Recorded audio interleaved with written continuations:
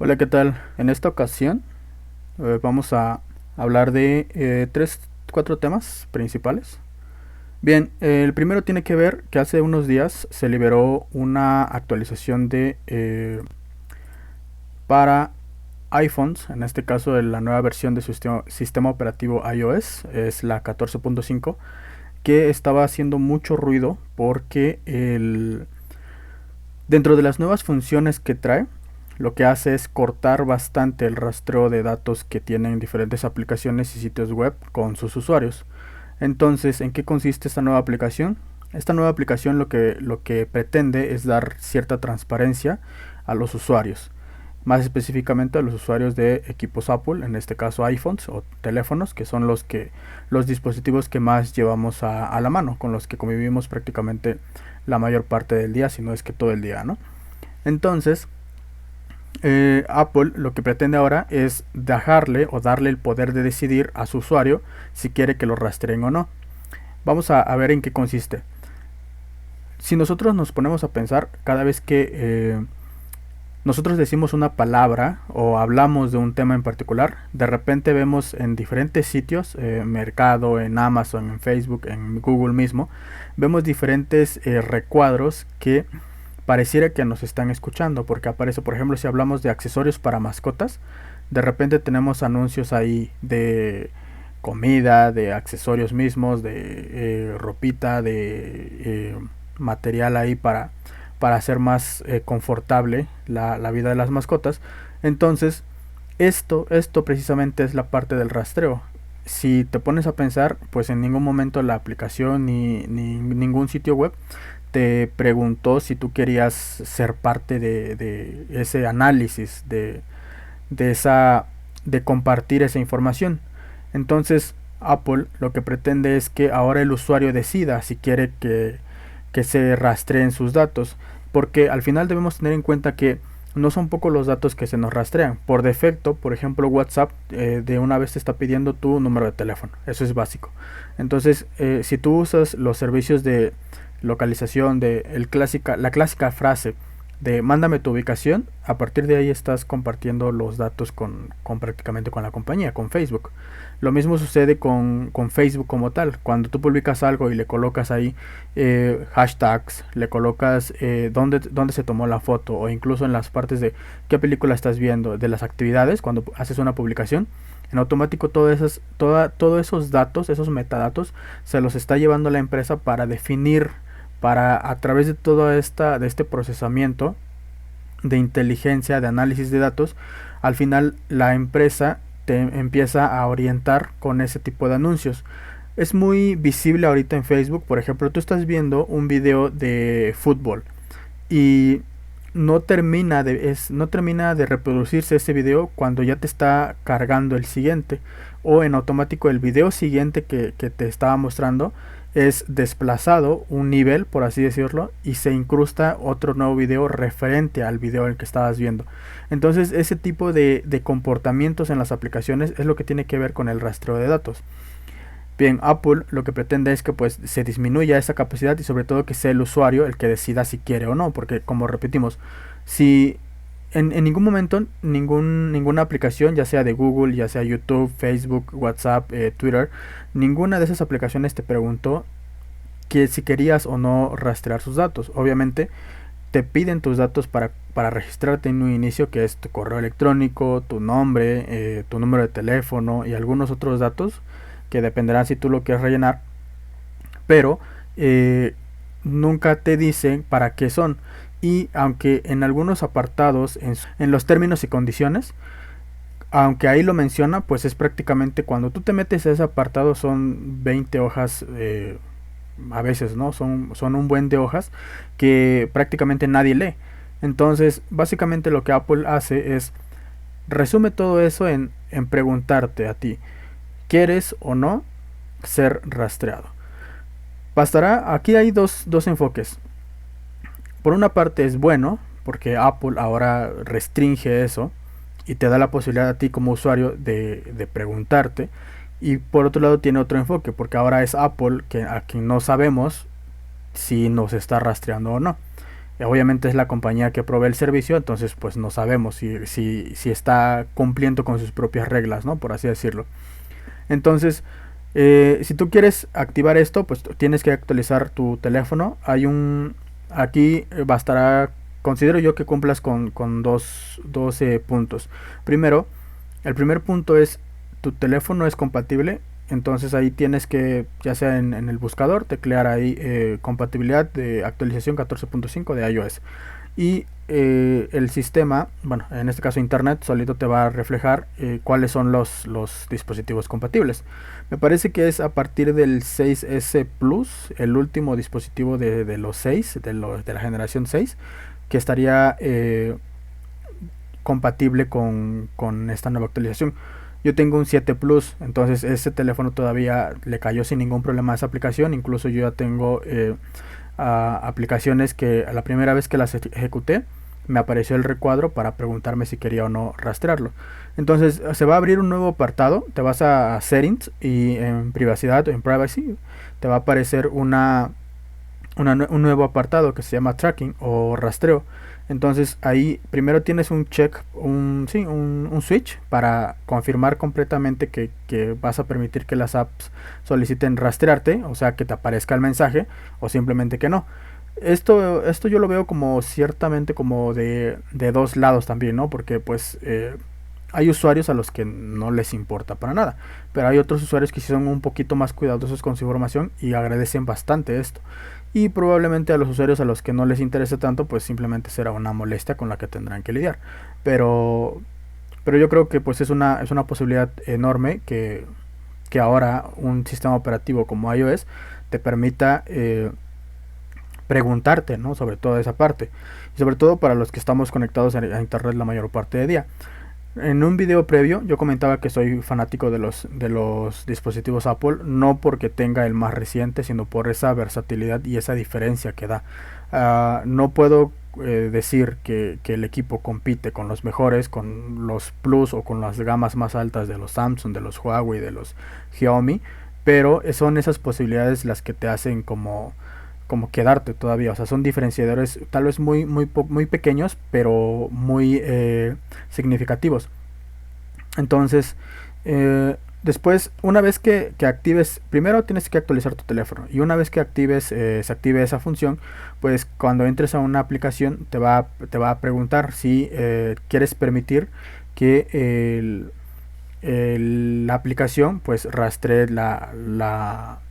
todo este tema de publicidad, todos los datos de navegación que tú haces sobre esa app. Entonces ahí tú puedes confirmar que no y tienes otra opción para confirmar prácticamente. Cabe mencionar que esta opción la puedes revertir. Entonces si en algún momento pretendes que sí quieres compartir tus datos porque quieres sugerencias automáticas de algo en particular que estés buscando, que estés viendo en internet, pues obviamente podrías regresarlo. Entonces, uh, considerar que por ejemplo los datos a compartir, los datos que son rastreables, pues son por ejemplo el nombre, que puede o no ser real, el correo, eso sí es real y está ligado al servicio que usas, y de ahí se desprende un poco más de información. Por ejemplo, ubicación, la edad, información de salud, los hábitos que tienes en cuanto a compras en internet, si gastas en compras, pues todo eso se refleja, el historial. Recordemos que a pesar de que Chrome o diferentes navegadores tienen la opción de modo incógnito, muchas veces o la mayoría de ellos no funciona como un modo incógnito, siguen recopilando información. Para el usuario si es como visible que no se guarda ningún historial, pero para la compañía sí se guarda. Entonces sobre eso es donde pretende Apple que pues nosotros decidamos como usuarios qué queremos compartir, ¿no? Entonces, pues a mí me parece una muy buena opción, una muy buena actualización. Lo hemos estado implementando. Esto tiene ventajas y desventajas. Las ventajas son las que ya hemos compartido en los minutos anteriores. Dentro de las desventajas es que a los creadores de contenido pues se les va a dificultar un poquito más presentarse. Es que el contenido sea encontrado como tal, porque pues ya no van a ser eh, ¿cómo decirlo? Match, algunas variables de datos ahí, para que, por ejemplo, si tú estás viendo un video de referente a temáticas de Apple, pues se siga, el algoritmo te siga presentando videos de ese tipo, ¿no? Ahí como que se corta. Pero bueno, pros y contras, beneficios y algunas desventajas, pero al final la posibilidad existe. Entonces, que el usuario tenga la posibilidad de decidir, pues yo creo que es un muy buen avance. Después tenemos que Tesla acaba de abrir su cuarta agencia en México. Esta cuarta agencia va a estar o está establecida ya en Yucatán. No tiene o no hubo, de momento no ha habido ningún evento de inauguración, pero pues es una noticia muy padre, ¿no? Porque sabemos que Tesla pues es pionera en toda esta parte de vehículos eléctricos, perdón, y pues está avanzando muy rápido en cuanto a producción, en cuanto a expansión y toda esa parte. Entonces pues no estamos tan lejos de Estados Unidos, y que ya tengamos 4 oficinas de Tesla en nuestro país, pues es algo muy grato, y sobre todo porque de ahí se puede expandir a toda Latinoamérica, ¿no? Entonces, primero vamos a hacer el conteo de las oficinas de Tesla en México. Eh, está la de Mérida, está establecida en la capital prácticamente, y una de ellas está acá en la Ciudad de México, y el resto está en Guadalajara. Esas son las tres agencias se distribuyen entre la capital del país y Guadalajara. Y la cuarta está en la zona sureste, prácticamente pues para cubrir esa zona, ¿no? Como tal. Entonces escogieron Yucatán, y pues con eso el mensaje es claro: Yucatán es atractivo para esta parte de empresas norteamericanas o incluso extranjeras, mejor dicho extranjeras, que pretenden establecerse en nuestro país. Yo como experiencia personal pues he estado en Yucatán, y sí ofrece, la verdad. Mérida ha tenido unos niveles de progreso y de avance, de desarrollo urbano muy considerables en los últimos años. Entonces, muchas veces empresas que apostaban por Guadalajara, por Monterrey, por la Ciudad de México, han decidido trasladarse a Mérida, tal vez porque está muy ubicado al sur y como que no está muy dentro del foco, pero ha habido grandes beneficios allá, y pues eso es lo padre, ¿no? Ojalá que se pueda expandir un poquito más hacia otras ciudades. Bien, ahora, ¿qué te parecería estar en España primero, y que uno de los platillos tradicionales de allá, que es la paella, sea cocinada por un robot? Esto es algo que sorprendió bastante en un evento que hubo allá, porque unos programadores o los creadores de este robot prácticamente diseñaron un brazo robótico, y que se encarga prácticamente de eso, de cocinar la paella, de colocar ingredientes exactos, de cuidar que no se queme el arroz y los ingredientes que se ocupan ahí, y se asegura de que las cantidades a utilizar pues sean las indicadas, las correctas. Sustituye dicen los creadores que se encarga de que el cocinero no esté realizando actividades que al terminar o ¿cómo decirlo? Con el tiempo pues son tareas que no aportan valor, lo llaman ellos. Entonces es como divertido, porque normalmente no pensaríamos que pues un brazo robótico te esté cocinando tu comida, pero pues ya hay muchísimos lugares donde se funciona de esa manera.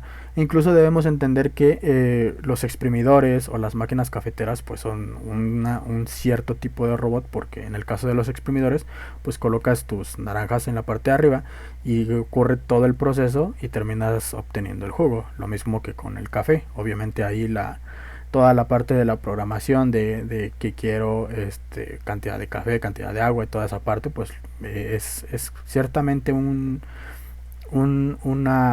una funcionalidad de robot, ¿no? Entonces es algo que está muy interesante, y pues vamos a ver cómo funciona. La verdad es que aquí las dos compañías que crearon esto se llama BR5. Supongo que es literal como lo pronuncian allá, porque pues los españoles tienen esta fama de pronunciar todo muy literal, y sus traducciones pues son muy literales, ¿no? Entonces BR5 y Minkook son las empresas que desarrollaron este dispositivo, este brazo robótico, y prácticamente es completamente autónomo y pues básicamente se encarga de eso, de cocinar.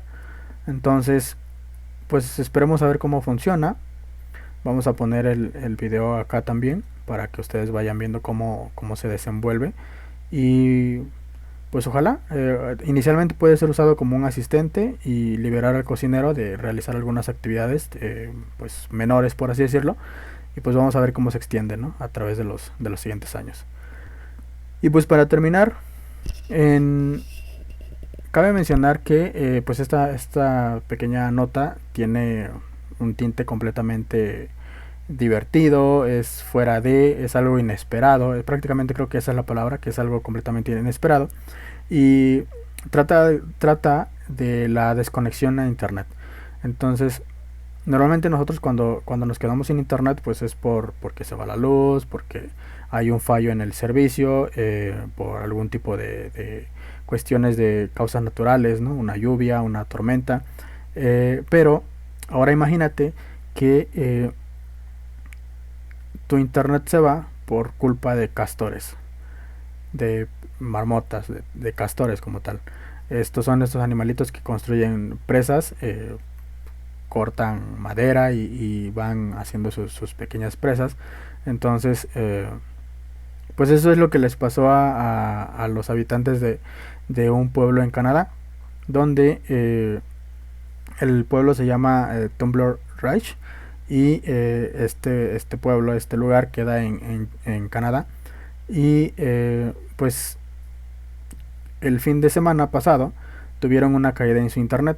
Entonces, cuando empezaron a revisar, se dieron cuenta que en la zona donde cruzaba el cable habían unos huecos donde habían escarbado estos animalitos y habían mordido el cable. Habían mordido el cable y prácticamente lo cortaron, lo despedazaron y usaron ese material para sus presas. Aquí lo curioso es que pues en esa zona está fría, hay zonas todavía de ese lugar que son zonas heladas, la tierra está congelada y los castores pues no tuvieron reparo en escarbar y cortar el cable, además de que pues prácticamente estaban enterrados. Comenta los encargados del servicio de internet que ese cable o esos cables normalmente están enterrados a cierta profundidad. En este caso estaban enterrados a 1 metro.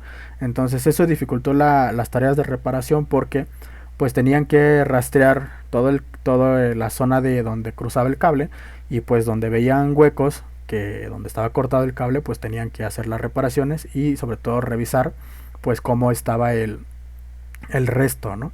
Entonces esto está muy curioso porque pues los castores entraron, escarbaron, cortaron el cable y se lo llevaron para construir su presa, ¿no? Fue material de construcción. Después de algunas horas de trabajo, pues la empresa, que se llama Telus, restableció el servicio y pues simplemente siguieron con el análisis del terreno, ¿no?, para ver si había más zonas afectadas. Sería muy curioso, normalmente cuando suceden este tipo de incidentes pues son personas que tienen malas intenciones y, y pues cortan, hacen este tipo de maldades, pero y terminan siendo arrestadas o así. Pues pero ahora imagínate que un castor sea arrestado, ¿no? Entonces pues es muy curioso esta parte, ¿no? Sobre todo porque también no solamente ocurre con los castores. Obviamente cuando nosotros al expandir nuestros servicios o de esa manera, pues atravesamos zonas que todavía no están desarrolladas. En este caso no hay ciudades, por así decirlo.